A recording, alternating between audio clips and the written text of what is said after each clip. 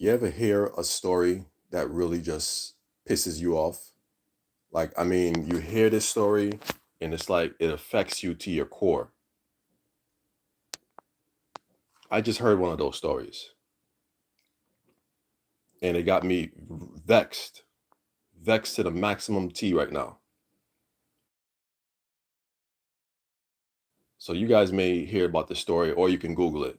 So it's about this girl, 12-year-old girl named Kayla Turner. She attempted to commit suicide because of bullies at her school. Now, again, this is not a new story. This story is one of a plethora of stories of kids being bullied in the schools. And then the schools are not taking these things seriously.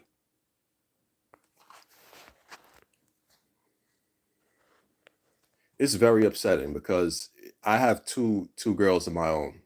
And to hear stories like this, it's like it continues to remind you of how much attention you should pay to your children.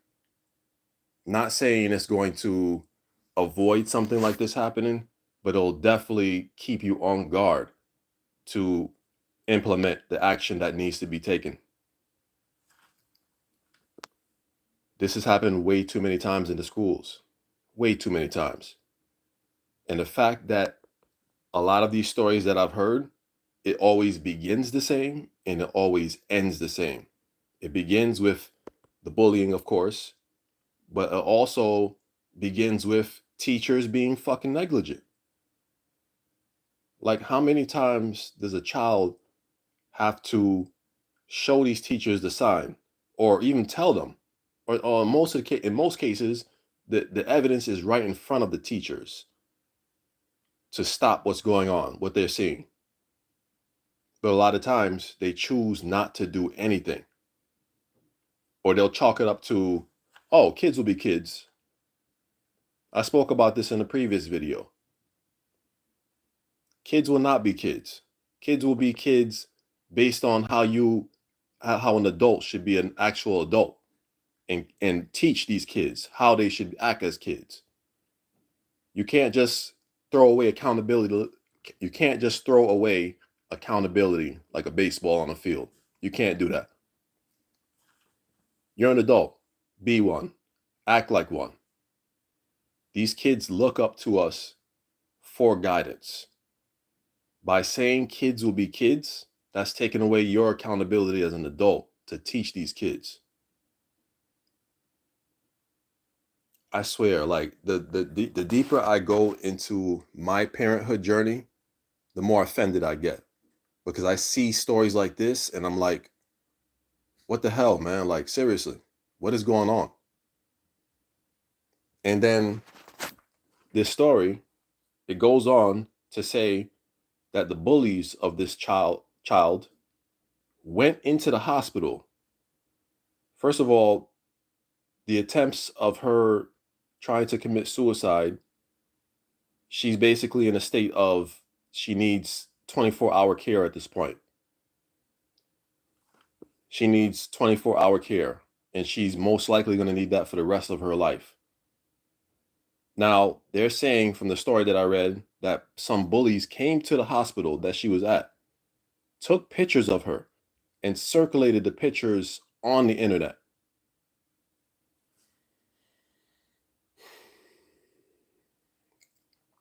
Can you imagine the parents, how they feel in this moment? I'm not going to make any judgments on these parents because I don't, from what I've read, the mom was the one involved. She was trying to she emailed the principal. She was asking questions. There was other incidents that happened before that the teacher still didn't do anything about. I mean, this story is disgusting. This story is disgusting all around.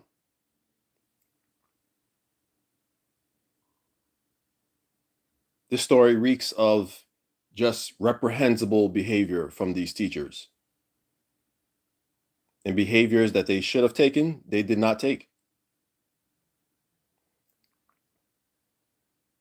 And the fact that these kids, I can't even, these little monsters, let's be real, little monsters took the effort to go try to, they already caused that much damage to this little girl.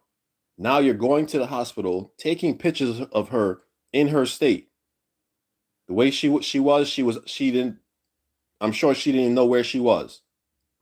Her brain is pretty much dead. Took pictures of this little girl and then circulated around the internet to make fun of her again and tease her some more. Here's what I'll say. Parent your child, please. Parent your child. Because you're going to meet a parent in your life. If they see you doing that to their child, they're going to parent your child for you. And it's not going to be in a nice way. Trust me when I say that. They're going to parent your child so well in that moment. You're going to get offended. And you should be offended because you should have been done that from the past. Us real parents are sick of it. We're sick of seeing that kind of treatment because we realize that we're sending our kids to a school with other parents that do not parent their children. This should send worries down every parent's back. This should make your spine tingle, this kind of story, and make you want to open up your eyes furthermore. And the more disgusting thing about this story, it really just fed me up. What really made me upset is the fact that I didn't hear anything about the dad I didn't hear anything about his involvement. Even though at the end of the video that I watched, they said the parents were suing for all of the negligence, all of the harm caused on them, the emotional damage, the physical damage. They were suing for all of that. That's the only mention that they had a plural statement of the parents suing. But it was the mom all along following up, doing all the actions before in the school, contacting the principal, trying to meet with the teachers. It was the mom. Not saying the mom can't do this kind of thing, but let me be real with you. Some instances require masculine energy. The dad of that little girl should have walked his ass in that school with venom in his footsteps. Do you hear me? Venom. And they should see a black man angry. Because this world, let me say it straight again. This world does not want to see a powerful black man walking their way. They will do everything in their power to emasculate that man as much as possible. Because there's nothing in this world more powerful than an intelligent black man walking towards you. Let's be real. And that's exactly what should have happened. He should have went in there with fire following his footsteps. Each step he took, the fire trails are just leaving behind his feet. That's how he should have walked into that school. Now, I don't know the full story, but I didn't hear anything in regards to that, but that's something I would have definitely done. This truly is a disgusting story, and I pray for these parents because I just think about it in my case, like I wouldn't know how to react. I know what I'll do, but I don't know in that moment how I would react in that very moment. I know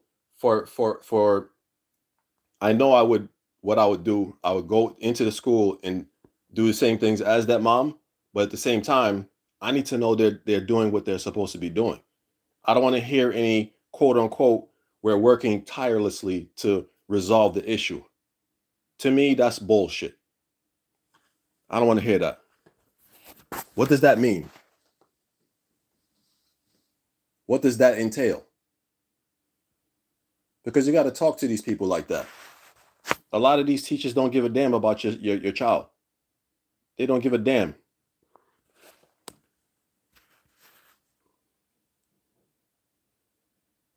especially when they don't like your child's pigment.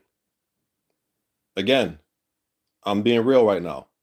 This is what it comes down to. And a lot of times this is not a case that only happens to black people. It happens all around the world with different children. This whole bullying thing in the school, somebody needs to do something about it. But I know we as parents, we have to take the initiative. We can't wait for them to do something about it because they're not. There's more parents homeschooling their kids. They're getting sick of the whole school system in general. It's way out of order.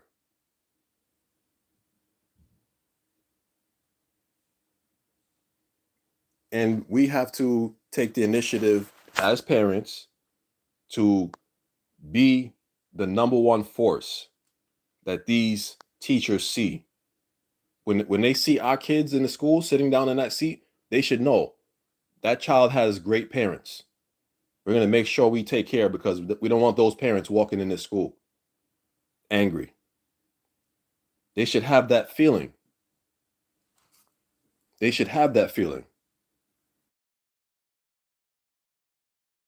Like, listen, I want every school my daughter goes to know she got a father behind her. Do you hear me? A protective father. I'll smile and say good morning. I'll be courteous, but at the same time, I want you to know I'm a supportive father. I'm here. And if there's any issues, I'm coming to see who I need to see in here. That's who I want them to know me as.